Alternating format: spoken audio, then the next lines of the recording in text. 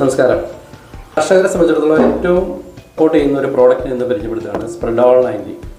ഇത് കീടനാശിനിയാണെങ്കിലും കളനാശിനിയാണെങ്കിലും ഇതിലൊക്കെ ഒരു 1/2 ml വീതം 1 ലിറ്റർ വെള്ളത്തിൽ 1/2 ml എന്നുള്ള ഇതിൽ സ്പ്രെഡോൾ ചേർത്ത് കൊടുത്തു കഴിഞ്ഞാൽ അത് സ്പ്രെഡറാണ്, പെനിട്രേറ്ററാണ്, സ്റ്റിക്കറാണ്, വെറ്ററാണ്, അങ്ങനെ ഒട്ടേറെ ഗുണങ്ങളുള്ളൊരു പ്രോഡക്റ്റാണ്.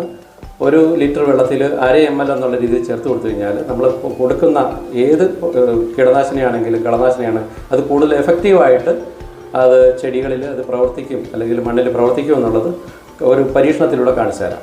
ഓക്കെ,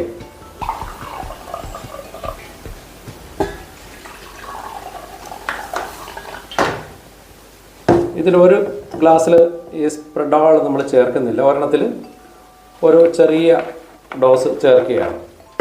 എന്നിട്ട് ചേമ്പിലയിൽ ഇതെങ്ങനെയാണ് പ്രവർത്തിക്കുന്നത് എന്നുള്ള കാണിച്ചു തരാം. ഇത്ര മാത്രമാണ് അതിൽ ചേർത്തിരിക്കുന്നത്. ഒരെണ്ണത്തിൽ ഇത് ചേർത്തിട്ടുണ്ട്, മറ്റൊന്നിൽ ഇത് ചേർത്തിട്ടില്ല. സ്പ്രെഡോൾ ഒഴിച്ചത് നമ്മൾ ഇതുപോലെ ഒന്ന് ഇളക്കി കൊടുക്കുന്നു. അപ്പം നമ്മൾ പമ്പിലാണെങ്കിലും ഇത് ചേർത്തതിന് ശേഷം ഇതുപോലെ ഇളക്കി കൊടുക്കുക. ഓക്കെ, അത് കഴിഞ്ഞിട്ട് ഇത് കഴുകിയതാണ്. അല്പം വെള്ളം നമുക്ക് ഈ ചേമ്പിലയിൽ ഒന്ന് ഒഴിച്ച് നോക്കാം. ആ വെള്ളം ഇതിലൂടെ ഓടി നടക്കുന്നതായിട്ടാണ് നമ്മൾ കാണുന്നത്. ഓക്കെ, ഇനി ഈ സ്പ്രെഡോൾ ചേർത്ത വെള്ളം നമ്മളിവിടെ നിന്ന് ഒഴിക്കുന്നു. ഇതിലെന്താ നടക്കുന്നതെന്ന് നോക്കാം.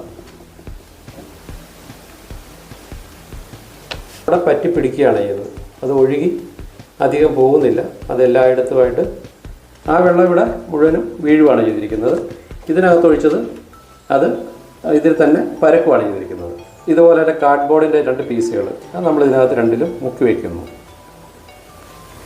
ഓക്കെ, ഇത് പെനിട്രേറ്റ് ചെയ്ത് എങ്ങനെയാണ് ഇതിലേക്ക് ഇറങ്ങി ചെല്ലുന്നതെന്നാണ് അടുത്ത ഒരു പരീക്ഷണം. ഇനി ഇതിൽ എപ്രകാരമാണ് ഇതിൽ എഫക്റ്റ് ചെയ്തിട്ടുള്ളതെന്ന് നോക്കാം. വെള്ളത്തിൽ ഇറക്കി വെച്ച അതിൽ എന്തുമാത്രം ഇത് പറ്റി പിടിച്ചിട്ടുണ്ട്, ഉള്ളിലേക്ക് ചെന്നിട്ടുണ്ടോ എന്ന് നോക്കാം.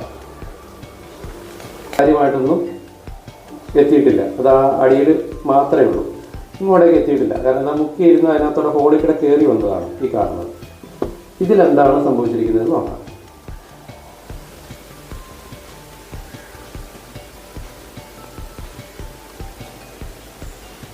ഇത് ഉള്ളിലേക്ക് കുറച്ചുകൂടെ വ്യാപിച്ചതായിട്ട് കാണുന്നുണ്ട്.